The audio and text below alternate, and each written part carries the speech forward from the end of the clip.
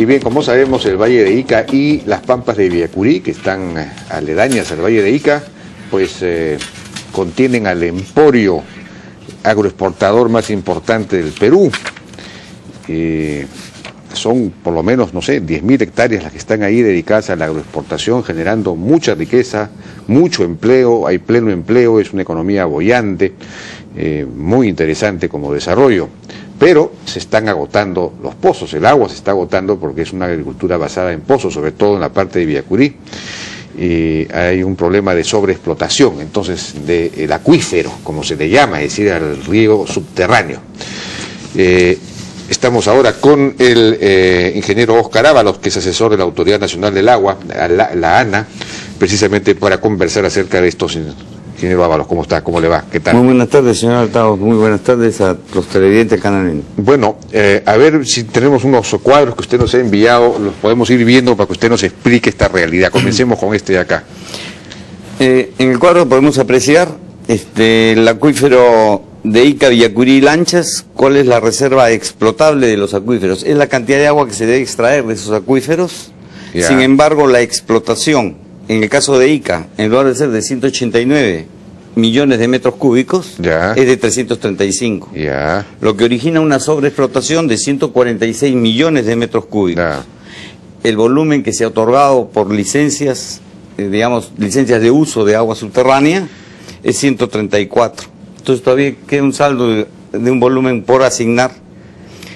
Igualmente en el de Villacurí tenemos una sobreexplotación de 165 millones de metros cúbicos. En Villacurí la sobreexplotación es muchísimo mayor muchísimo todavía. mayor. Aquí, si lo hubiéramos puesto en porcentaje sería, pues, no sé, 200, 300%, una cosa pero terrible. Más adelante vamos a ver.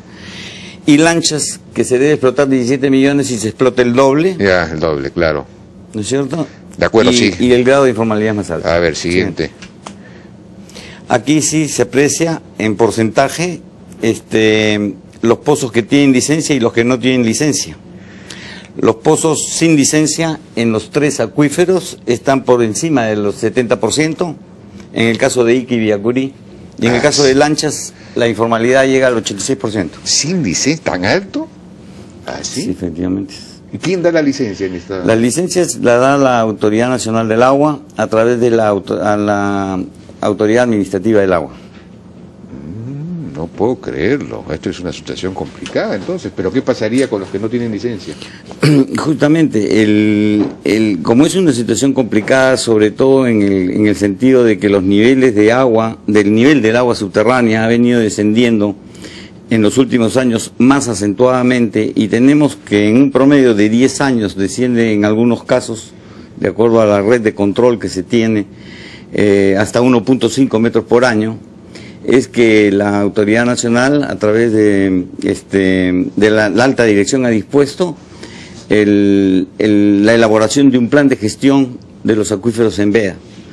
En una primera etapa de intervención es que se va a intervenir en los acuíferos de Ica, Villacurí y Lanchas. Pero le estoy haciendo una pregunta muy específica. Sí. ¿Qué va a pasar con los pozos que no tienen licencia?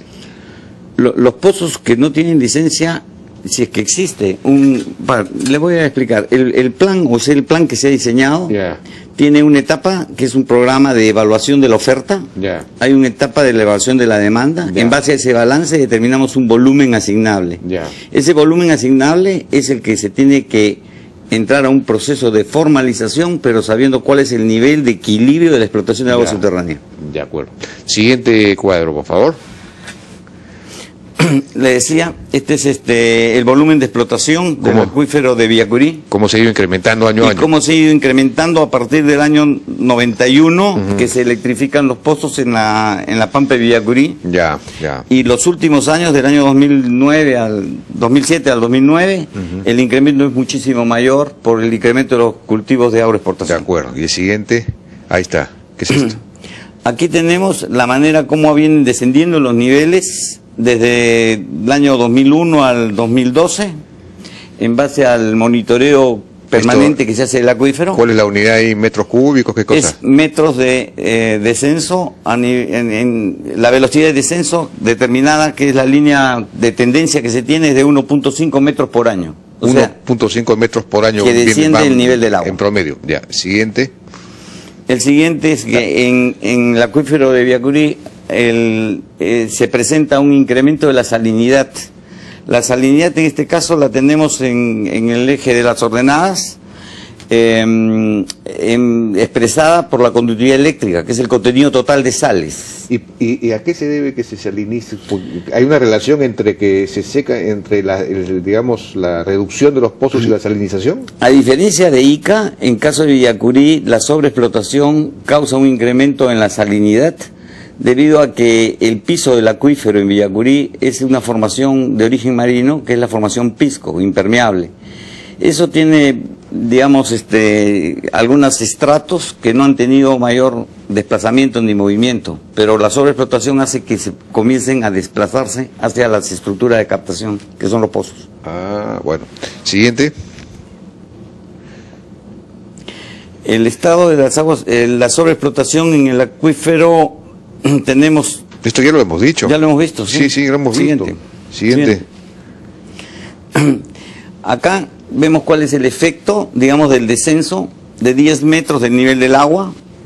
En 10 metros de descenso vemos de que los pozos someros quedan sin estar pudiendo captar, sin posibilidad de captar agua del acuífero. Ya. Bueno, eso es bueno porque entonces ya se consume menos agua. Se consume menos agua, pero comienza a crear problemas de orden social. Ah, bueno, obviamente, de abastecimiento o económico. Pero aquí el problema es cómo llenamos el acuífero.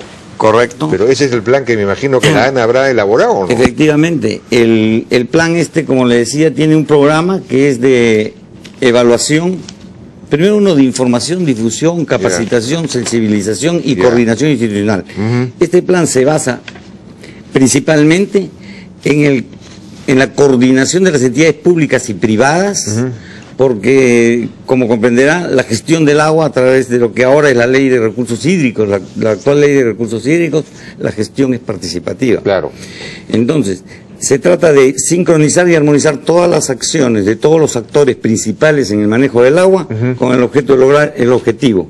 El objetivo es tener una explotación sostenible del agua subterránea con un nivel de equilibrio en el acuífero para que no siga descendiendo y poder revertir esa situación. De acuerdo, pero ¿cómo hacemos para revertirla? Es decir, ¿cómo vamos a llenar los acuíferos? Esa es la Viene el programa, después de información y difusión, viene un programa de evaluación de la oferta o de la capacidad que el acuífero puede dar como cantidad de recursos que puede proporcionar.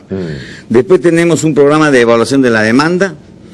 Evidentemente hay un programa de control, vigilancia y fiscalización justamente para combatir el grado de informalidad que existe.